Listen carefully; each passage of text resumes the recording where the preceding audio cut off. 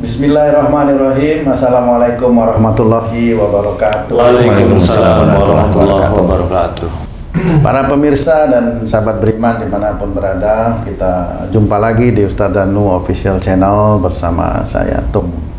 Apa kabar semua? Semoga kita selalu dalam keadaan lindungan Allah Subhanahu wa Ta'ala. Amin. Sahabat beriman, kali ini kita akan ngaji lagi bersama guru kita Pak Ustadz Danu, dan beliau juga sudah hadir bersama kami di sini. Assalamualaikum Pak Ustadz. Waalaikumsalam warahmatullahi wabarakatuh. Assalamualaikum Bang J. Waalaikumsalam Pak Tung. Saya selalu ditemani Bang J. Teman setia. Bukan kopi aja, teman setia.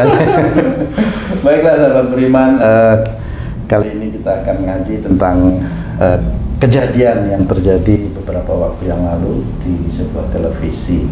Nanti kita akan tanya guru kita, nanti kita akan minta pencerahan kepada beliau. Ini Pak Ustadz, Bang J.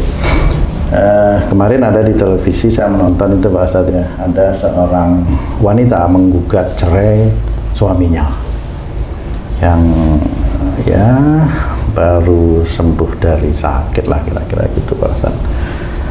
Bagaimana menurut pandangan Islam atau menurut Pak Ustadz kalau seorang istri menggugat cerai suaminya Pak Ustadz? Mohon pencerahannya.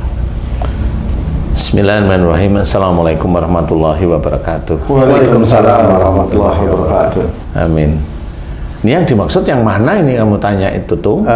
Ada artis tuh Pak Ustadz. Oh, artis. Yang terus baru sembuh dari sakit ya itu. Oh gitu. Ya mungkin dalam taraf penyembuhan gitu ya. Pemulihan. Pemulihan lah, pemulihan. Emang ada dalam TV itu ada. Ada berita pagi tadi juga. Siapa namanya?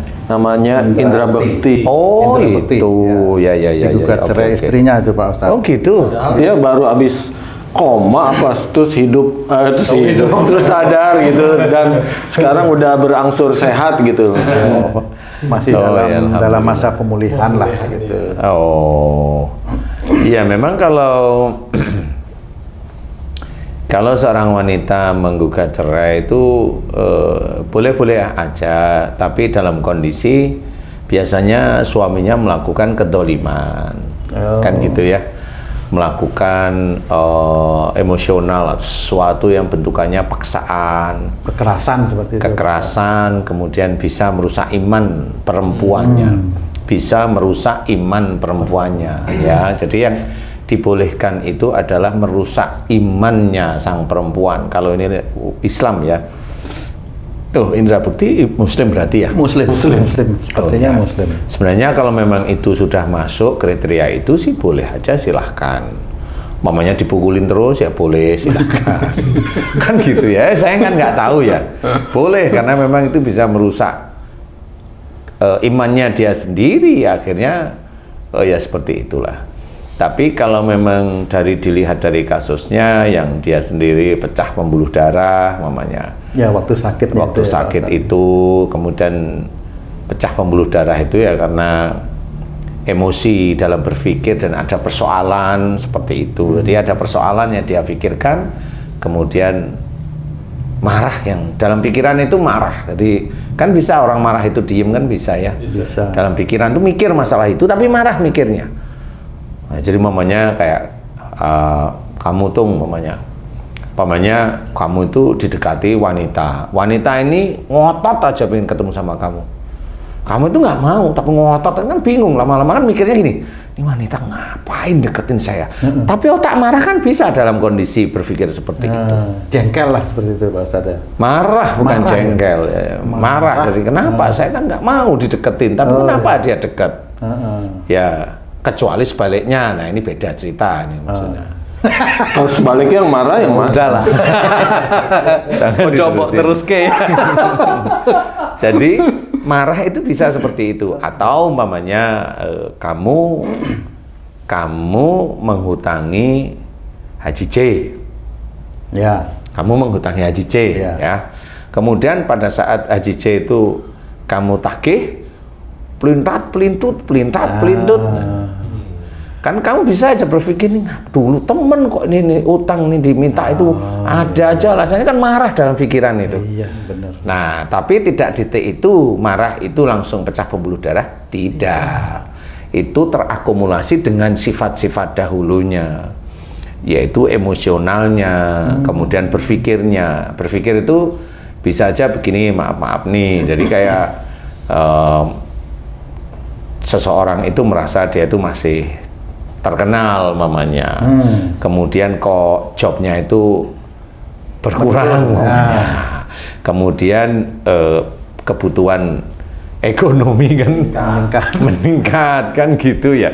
Jadi itu kan bisa menjadi pokok pemikiran dia sebenarnya. Jadi pokok, apalagi ditambah lagi mamanya ada urusan dengan istri umpama, atau ada urusan dengan orang lain yang berhubungan dengan ekonomi, macam-macam lah, sehingga orang tersebut itu mikir itu dalam kondisi jengkel.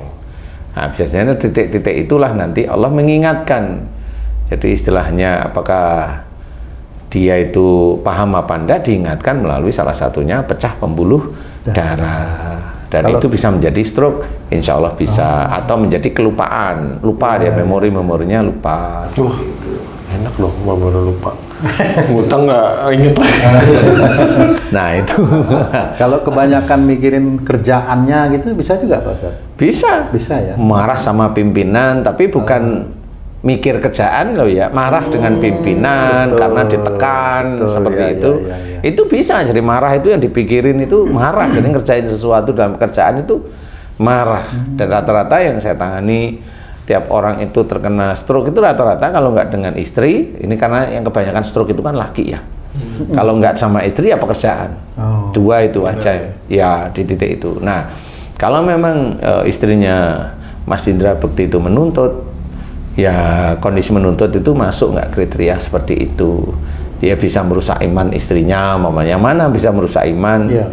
Wallahu alam lah, saya nggak tahu, nggak dengar sendiri sih masalahnya tuh. Jadi kecuali kalau memang di berita itu saya pas dengerin paham, oh yang dicari ini nih gitu. Tapi kan ya nggak bisa diceritain, kalau para artis itu kan kadang-kadang pisahnya itu kita nggak tahu kenapa pisah kan gitu ya. Nggak ngerti, walaupun ada pisahnya karena ya selingkuh, ya nggak cocok, atau pasangannya nggak punya kerjaan, begitulah ya. Tapi ya walau alam, kalau Mas Indra Bekti ini apa yang, kan ini belum tahu istrinya Mas Indra ini menuntut perceraian itu di titik mana, atau mamanya marahnya Mas Indra Bekti, walau alam nggak ngerti, atau hanya marahnya saja. Bisa aja memang akumulasi marah itu menjadikan saat ini mulai ada keberanian untuk nuntut mamanya, atau ada sesuatu hal yang lain yang istrinya Mas Indra Bekti juga belum, yang ini kayaknya nggak bisa gitu kan ya, bisa aja ya. Yang mana saya nggak tahu juga. Yang ini kayaknya ini suamiku nggak bisa gitu, dan ini padahal ini dia masih butuh gitu. Ya kan nggak tahu juga ya. Jadi nggak bisa diceritain, karena jelas nggak itu tuntutannya itu. Ustadz, Mas Indra Bekti kan digugat cerai nih. Anggaplah Mas Indra Bekti ini yang dapat musibah nih, ya kan? Musibah itu kan yang seperti Ustadz sering jelaskan, akibat buah tangan sendiri. Apakah dia ini dengan orang tuanya? Kalau dilihat dari umur kayaknya sih 50-50 gitu antara pasangan dan orang tua. Apakah ada arah ke orang tua? Bisa, ke arah orang tua bisa. Kalau di umurnya biasanya yang saya teliti itu kan sakit itu memisah antara sakit dengan pasangan dan sakit dengan orang tua itu saya pisah di titik 45. Umur 45 itu saya pisah di titik itu. Karena rata-rata yang sakit di atas 45 tapi masuk ke 50 biasanya dengan pasangan yang paling banyak. Oh, masuk ke 50. Masuk ke 50 itu pasangan paling banyak, orang tua ada tetap. Ngikutin tetap. Ngikutin. 60-40 persentasenya? Enggak? Bisa, orang tua bisa 30-40, dengan pasangan itu bisa 60-70 seperti itu. Kalau mamanya dia masuk di atas 50, di orang tua sedikit. Di orang tua itu ada sekitar 20, 15, 10%. Nah, dengan pasangan agak lebih banyak. Tapi di atas 55 mamanya itu kebanyakan itu dengan pasangan. Pasangan bisa, pekerjaan bisa. Karena pekerjaan itu yang bisa menjadi triggernya, tapi marahnya dengan pasangan itu sudah menumpuk sama Allah Ta'ala, karena memang tidak mampu berpikir, tidak mampu melepaskan, tidak mampu mencari solusinya, ya akhirnya yang muncul ya pecah pembuluh darah seperti itu. Itu siapapun, orang muslim atau yang non muslim, orang muslim yang tidak taat atau orang muslim yang taat ya sama. Intinya kalau seseorang itu tidak mampu berpikir tentang pengendalian emosionalnya, kekakuannya, diamnya yang terlalu berlebih, diam tapi emosional kan bisa sebenarnya. Nah, itu bisa menjadikan pecah pembuluh darah atau stroke. Rata-rata yang saya teliti begitu. Lepas dari Mas Indra Bekti, ini untuk seluruh orang nih, kalau sampai digugat cerai, anggaplah dia 45 ke bawah dengan orang tua nih. Biasanya akhlak apa yang salah terhadap orang tua, Ustaz, sampai digugat cerai? Selalu menjawab kalau sama orang tua. Jadi agak berani dengan orang tua. Jadi orang tua ngomong apa, yang ngomong aja dia. Debat gitu. Iya, debat, benturan terus. Gitu. Orang tua laki perempuan? Sama aja laki perempuan, insya Allah seperti itu. Karena biasanya nanti ya itu diperlihatkan kalau mamanya seorang bercerai ini biasanya dia dengan orang tuanya selalu berdebat, selalu berani. Bentukannya insya Allah seperti itu. Jadi saya sering mengalami dengan pasien itu, orang yang bercerai itu selalu dia sama orang tuanya selalu berdebat, bertempur istilahnya ya. Dan itu memang dibuktikan dengan perceraian-perceraian. Kalau mamanya dia itu biasa nurut sama orang tua, relatif tidak ya, relatif tidak ya, relatif smooth aja. Ada pertempuran tapi di rumah tangga ya biasa. Tapi kalau memang sering berdebat sama orang tua, bisa. Pernah sih saya dengar tuh teman saya gitu tuh, dia mau cerai sama suaminya, orang tua bilang jangan, jadi nurut, jadi enggak tuh Ustaz. Ya emang bener. Iya, karena kalau nurut gitu ya. karena nurut. Iya. Karena dia sebenarnya udah enak dengan suaminya. Itu tanya sama orang tuanya atau tanya sama Pak Haji J? Sama orang tuanya. Tanya sama Haji J juga. Wah, teman saya. Iya, tahu lah. Itu orang tua atau mertua bisa juga Pak Ustaz? Bisa aja sih, sebenarnya bisa. Juga ya. Bisa memicu, karena memang keadaan itu kan macam-macam ya. Jadi menjadi penguji. Jadi istilahnya penguji itu kan nggak harus dengan orang tua. Kalau sudah dengan mertua sama. Kayak kemarin saya nangani ada seorang adik kecil bayi, itu cara berpikirnya kurang. Gimana Pak Ustaz? Cara berpikirnya kurang lambat gitu loh. Anak kecil ini. Anak Balita mungkin Ustaz ya. Iya, jadi umurnya dengan kepandaiannya itu nggak cocok sebenarnya. Memang kan kita punya semacam standar gitu ya. Iya. Umur sekian, Udah bisa gini. kepintarannya sini. Ini rendah ya kok. Itu rendah. Nah itu saya tanyain, memang rata-rata mereka jengkel dengan orang tua, akhirnya punya pikiran, masa orang tua nggak bisa mikir sih? Nah rata-rata kalimat itu muncul, kalau kenapa orang tua masa gitu aja nggak bisa mikir sih gitu. Siapa? Ya kayaknya saya gitu. Nah ya itu yang bikin drop si adik saya bilang gitu ya. Akhirnya gimana caranya ini nanti meningkatkan, minta maaf sama orang tua terus menerus setiap hari, coba kerjain. Karena banyak yang memang seperti itu, atau autis yang sering saya tangani juga sama. Kalau autis itu gregeten, jadi dulu waktu menikah itu bisa aja nggak disetujui dengan orang tuanya, sehingga menikah itu dengan emosi orang tua dan emosi dia sendiri, sehingga pada saat mamanya masalahnya apa, masalah ekonomi, mamanya salah satu sisi mertuanya itu menyaksikan ekonominya si pasangan anaknya gitu. Itu kan tetap denger ya, pasangan anaknya itu kan menantunya denger. Nah, akhirnya menantunya, aku harus bisa, aku akan buktiin kepada mertuaku, aku bisa. Nah, anaknya autis biasanya.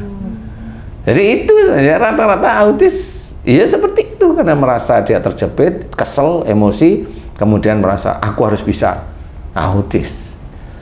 Tapi itu tergantung iman si anaknya juga ya, si itu. Kalau imannya cukup lumayan ya autis muncul. Tapi kalau imannya biasa-biasa nggak muncul. Oh, malah begitu ya? Nggak muncul, rata-rata nggak muncul. Kecuali kayak memang kayak di luar, di negara barat, itu kan berani sama orang tua itu kan, makanya orang autis di barat banyak. Anak kanker itu sangat banyak di negara barat. Yang menarik Ustadz, kesalahan terhadap orang tua itu hukuman dari Allah tuh sangat berat. Apakah itu masuk dalam hadis marahnya Allah itu tergantung dari marah orang tua, dan ridho Allah itu tergantung ridho orang tua, Ustadz? Ya memang seperti itu. Jadi kita sebagai seorang muslim harus paham lah ya, bagaimana jangan sekali mengobarkan amarah orang tua dalam bentuk apapun. Dan sebagai orang tua jangan kepancing marah dengan anak. Itu juga penting.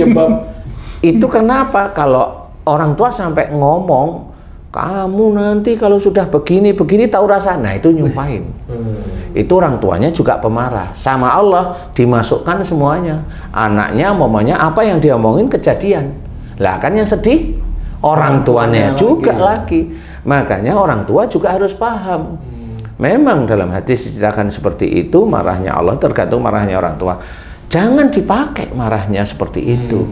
Anak itu tetap harus difikirkan. Kalau anaknya dablek, itu orang tuanya ya jublek. Itu udah rumus. Sudah rumus. Macam peribahasa. Iya, kecuali kalau saya enggak. Bapaknya ngomong, oh saya enggak gitu. Istrinya, saya enggak gitu. Lah ini anak siapa? Tetangga. Bukan anak tetangga. Anak siapa? Anak orang jauh. Dititipin kan gitu. Jadi insya Allah seperti itu nggak boleh, karena anak ini ujian bagi orang tuanya, termasuk istri, termasuk harta, itu kan ujian. Jadi kita harus tahu bahwa anak yang nakal itu orang tua yang harus memohon ampun dulu kepada Allah Ta'ala. Jangan dengan anak yang nakal langsung masukin pesantren, nggak mau tanggung jawab orang tuanya. Lah kan yang teman-teman pesantren itu juga kiainya bingung juga ya. Iya benar. Lah ini dimasukkan itu biar anaknya apa ya? Pesantren kan didik aja. Iya. Nakal dan tidak kan wallahu alam di situ ya. Ini nakal keluarin aja lagi kan gitu. Bisa aja sama seperti yang katanya yang baru-baru sini anak pejabat itu sekolah di Taruna Nusantara dikeluarin karena memang nakal, umpamanya seperti itu. Ya kenapa? Ya begitu itu. Enggak mungkin akan keluar ini anak itu dari mana? Oh, saya bukan saya, istrinya. Bukan saya juga loh. Enggak mau mengakui. Enggak mau mengakui. Iya. Masa kayak kan gitu ya. Jadi kita harus paham bahwa mengetahui bahwa tetap ada hal seperti itu. Makanya kayak kasus Mas Indra Bekti, kenapa dia itu umpamanya berani sama orang tuanya atau cerewet sama orang tuanya? Ya pasti begitu orang tuanya. Nggak mungkin tidak. Nggak mungkin tidak. Nah, karena biasanya orang tua itu kalau anaknya terkenal jadi terus ikut seneng kan gitu. Biasanya orang tua kan begitu ya. Iya. Anaknya terkenal ikut seneng, akhirnya dibiarin aja. Karena apa? Memang sulit mau menasehati. Sulit menasehati karena memang ada sifat-sifatnya yang mirip sama orang tuanya. Sama orang tuanya. Makanya kalau saya mengajarkan, cobalah kalau anak-anak kita yang kelihatan agak nakal, rewelan, itu kita evaluasi sebagai orang tua. Muhasabah ya. Muhasabah bukan untuk diri kita sendiri, tapi dilihat anak kita ada nggak seperti kita atau seperti istri kita. Kalau ibu-ibu yang mendengarkan, ada nggak seperti ibu-ibu atau suami ibu? Kalau diamati mirip, dimohonkan ampunan kepada Allah Ta'ala sebelum itu terlambat. Terlambat itu macam-macam. Macam-macam. Maksudnya macam-macam itu apa? Musibahnya itu di hadapan Allah itu bisa dilakukan macam-macam oleh Allah Ta'ala. Jadi harus hati-hati. Jadi kita sebagai seorang muslim, kita coba jaga keluarga kita dari api neraka, termasuk diri kita, ya seperti itu. Diri kita dulu yang kita jaga, ibadah kita jaga baik, kemudian akhlak juga kita jaga baik, seperti itu. Sehingga nanti Allah itu memberikan ujian itu tidak keluar dari jalur yang terlalu jauh, umpamanya. Itu maksud saya, karena memang saya mencoba mengadop dari akhlak Rasul, di mana Rasul itu dengan istri baik, dengan anak, dengan cucu baik, kan seperti itu. Tapi kan Rasul memang sejak awal baik. Nah kita baik setelah punya cucu, kan gitu. Setelah pensiun. Setelah pensiun jadi baik. Saya belum. Belum apa? Belum punya cucu. Oh, nggak apa-apa. Ya mudah-mudahan nanti. Amin, amin, amin. Baru Ya, nanti udah amin tuh. Kan belum, saya belum ya. Mengharapkan baik doanya. Iya, ya itu harus kita jalankan. Jadi nasihat-nasihat orang tua kita jalankan. Umpamanya kayak kamu itu sulit, umpamanya menjadikan diri kamu itu lebih tenang, lebih santai, lebih sabar, itu sulit. Kalau mamanya dengerin saya ngobrol, kamu nggak boleh mamanya ngomong, lah dulu saya nggak pernah diajarin seperti itu. Nah, kamu mau nyalain orang tua seperti itu? Boleh itu, Pak. Nggak boleh, itu dosa itu. Kenapa? Ya memang takdirnya dari Allah itu kamu sekarang baru tahu bahwa apa yang terjadi di diri kamu, mental kamu ya dari orang tua kamu. Nah, kalau dari orang tua kamu, nggak usah nyalain orang tua kamu. Kalau kamu diizinkan oleh Allah Ta'ala mengerti tentang hidayah Allah, kerjain. Karena pada saat kamu itu bertempur dengan akhlak yang tidak baik, dengan nafsu-nafsu tidak baik, kamu bertempur, itu pahalanya sangat besar. Amin. Kalau pahala sangat besar dan kamu itu benar bisa menjadi seorang yang soleh di hadapan Allah Ta'ala, kan kamu bisa mendoakan orang tua, apapun bentuk doamu. Pakai bahasa Indonesia, silahkan. Allah itu maha mengerti. Emang Allah hanya cuma tahu bahasa Arab. Lah gimana orang Amerika kalau pakai bahasa Inggris? Itu dia. Kan nggak bisa seperti itu. Bahasa- Malaikatnya juga bingung nanti ini bahasa apa, nanti kan begitu. Bahasa Tionghoa lagi. Lah iya, malah lebih rumit. bingung. Jadi Apalagi kalau bahasa hewan itu, tahu nggak? Bahasa hewan itu. itu Bahasa hewan itu. kode. Kode. Bahasa hewan. Jadi yang begini hewan nih. Hewan. Kode itu, kode. Kode mengajak deket kan kode itu ya. Iya, iya, iya. Yang paling pertama harus mendoakan dulu ya Pak Ustadz. Iya, mendoakan. Kita berdoa sendiri untuk diri kita. Kalau memang kita tahu anak kita ada yang tidak baik, ya kita berdoa. Pahami bahwa, oh itu saya. Nah kemudian serius berdoa pada Allah Ta'ala. Kenapa di dalam Quran diceritakan wabil asharihum yastaghfirun, dan di penghujung malam mereka selalu mohon ampun? Yaitu memang salah satunya. Jangan di penghujung malam mereka selalu meminta aja kekayaan, kan gitu. Nggak ada di dalam Quran, nggak ada dalam bentuk permintaan kekayaan itu. Karena di dalam Quran Allah juga menceritakan kita dilarang mengejar dunia. Jadi kalau ada seseorang di dalam sholat, kemudian selesai sholat kita minta dunia, saya nggak ngerti gimana caranya. Tetapi kalau minta akhirat, mintalah ampunan, bersyukurlah tentang apa yang sudah diberikan oleh Allah Ta'ala kepada kita. Nanti rezeki kita itu akan ditata, bukan kita itu meminta. Ya kalau memang mau minta silahkan, tetapi ikuti perintah Allah aja. Ikuti perintah Allah aja. Karena biasanya kalau orang itu sudah minta dunia, nanti lupa. Lupalah. Kalau dia itu ibadahnya bagus, paling nanti lupa sama istri sama anak. Lu kok lupa? Wong dia kan pulang. Iya, kalau malam pulang. Cari kesempatan. Kamu kan lebih pintar tuh ya. Enggak. Insya Allah seperti itu. Jadi kita harus evaluasi, atau kata Pak Haji J tadi, muhasabah harus. Jadi apa yang terjadi pada saudara kita Mas Indra Bekti, ayo muhasabah. Ayo. Apa yang dituntutkan, ayo muhasabah. Kemudian kalau itu gimana caranya nggak bisa terjadi, istri saya nggak nuntut, monggo kan bisa dibicarakan ya. monggo bisa dibicarakan. Terjadi dan tidak terjadi itu tetap nanti Allah yang akan mengizinkan tidak terjadi atau mengizinkan terjadi. Wallahu a'lam. Baik, terima kasih banyak Pak Ustadz pencerahannya. Waduh, cukup bagus sekali ya Bang J. Iya. Sahabat beriman dimanapun berada, demikianlah tadi pencerahan dari guru kita Pak Ustadz Danu. Intinya tetap kita harus menjaga diri kita dan keluarga kita dari api neraka. Mudah-mudahan apa yang disampaikan guru kita Pak Ustadz Danu bisa meningkatkan iman dan ketakwaan kita kepada Allah Subhanahu wa Ta'ala. Terima kasih atas perhatiannya. Wassalamualaikum warahmatullahi wabarakatuh. Waalaikumsalam warahmatullahi wabarakatuh.